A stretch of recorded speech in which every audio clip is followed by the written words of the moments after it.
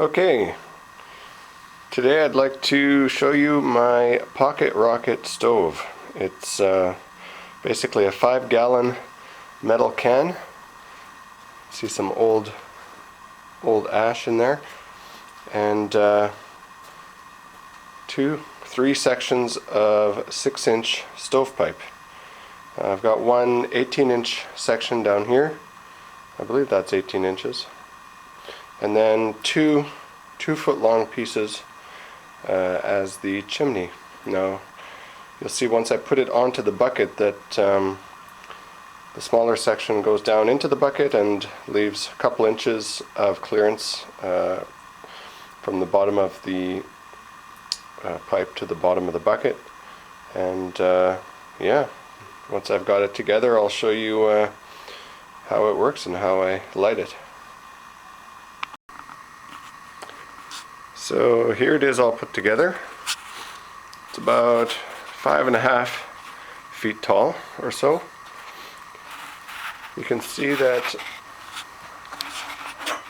the small feed tube, this is where the wood goes in, it's fastened to the lid with a couple of screws that I screwed through and into the lid. And when I was making this, a lot of people have made them with a smaller chimney and a larger feed tube, but I didn't have a smaller chimney, so I used the 6-inch chimney and the 6-inch feed tube, and they almost didn't fit onto the 5-gallon lid. I had to squish and ovalize both the chimney and the feed tube in order to get them both to fit on the lid. I traced out the outline of them after I squished them, and then cut out a hole slightly smaller than what I needed, and then I cut tabs of metal and bent them down into the can. And the top chimney is not fastened to the lid at all. It's just the perfect size so that when I shove the chimney down in, the tapered section goes in and it just stays there. I don't know if you can see into there, but you can see there's a couple inches, maybe 1.5 inches to 2 inches of clearance between the bottom of the tube and the bottom of the can. So I'm going to light a fire in here, outside of course, and show that to you once it's when I'm lighting it, I guess. Alright, I think I'm ready to start burning. Hopefully you can hear me okay. The stove is sitting on a piece of rock wool insulation, and on top of that is some brick that I hope is not going to shatter and explode, and then the rocket stove is sitting on top of that. The reason I did that is because the last time I fired this thing up was at our old house, and I actually blew up a hole in the sidewalk. I guess the bottom got so hot that the cement that it was sitting on the sidewalk must have had some moisture in it that expanded, and it seemed like it exploded. The thing exploded so hard it didn't come up, but the feed tube actually fell down into the stove and put an abrupt end to that burning session. So here we go. I'm going to try and get it started here. I've got some scrap paper that I'm going to load in through the top, and then light a piece and drop it down through the chimney, and that's to get the fire going through the chimney, because if you screw it up and try and light it through the feed hole, you might actually get the stove going in the wrong direction and have the fire coming up the feed chute. Here I go.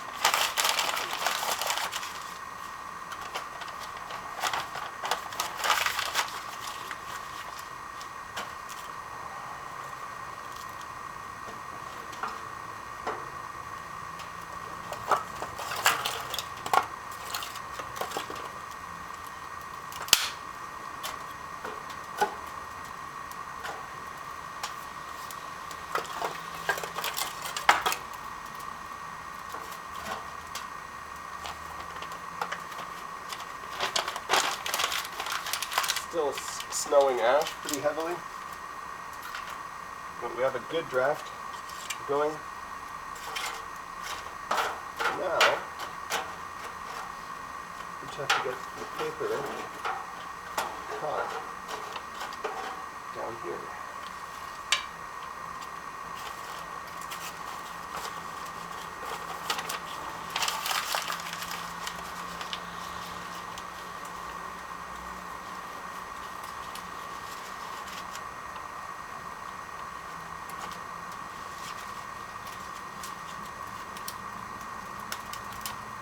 Strong draft going down here. I almost can't get this paper lit.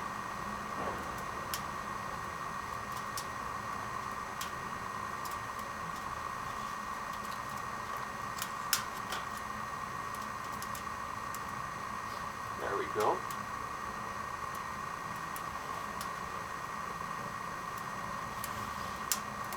I can already hear it making its crazy rocket sound. It's pretty impressive.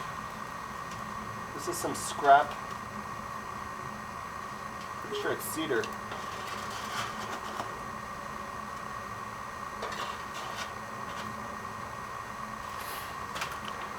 And here, why don't I show you what it looks like?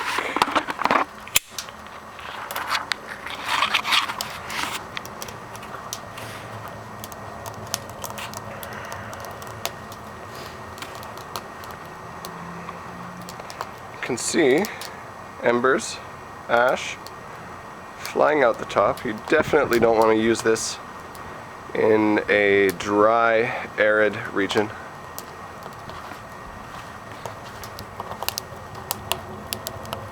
There's a look down into there. Can you hear that?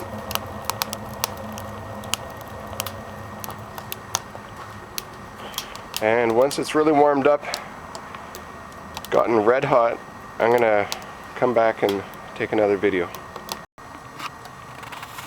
Okay, I want you to see how hot this stove has become. This is the base of the stove. I'm gonna touch a piece of wood up against this red hot metal. It instantly lights on fire. This thing is really hot. Come around the sides. Still hot. Not quite as hot, but pretty hot. Coming around to the other side. This thing is giving off a ton of heat.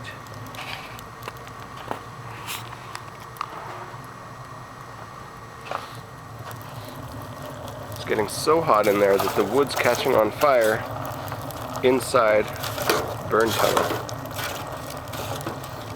Wow, this thing is incredible. Use with caution. Gets very hot. Adios.